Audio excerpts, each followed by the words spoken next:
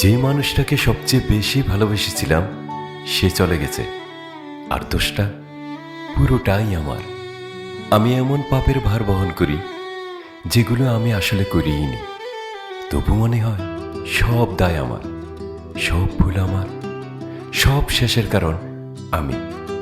আমার কথার ভেতরে যে ভান ছিল, আমার দুঃখের ভেতরে যে প্রেম লুকিয়েছিল, তুমি কি কোনোদিন সেটা দেখেছিলে? হয়তো না। আমি তোমার ভালোবাসাকে প্রশ্ন করেছিলাম বারবার, কারণ আমি ভয় পেতাম, হারিয়ে ফেলার ভয়।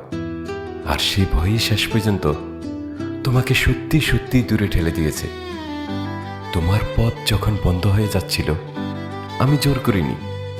ভেবেছিলাম থামলে হয়তো বুঝবে, কিন্তু তুমি বুঝোনি, আর আমিও আর ডাকিনি। নিজের ভেতরে যে একটা ফুল ছিল, যেটা শুধু তোমার জন্যই ফুটেছিল, সেটাকে আমি নিজ হাতে মেরে ফেলেছি, বাঁচাতে পারিনি।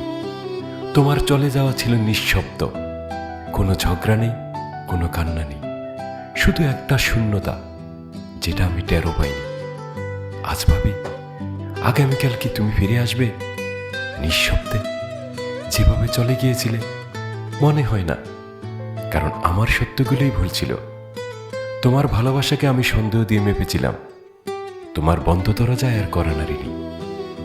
আর শেষমেশ যে সম্পর্কটাকে বাঁচিয়ে রাখতে পারতাম, সেটাকেই নিজের হাতে শেষ করে দিয়েছি। তুমি আর ফিরবে না, এটা এখন আর প্রশ্ন না, এটা এখন সত্যি।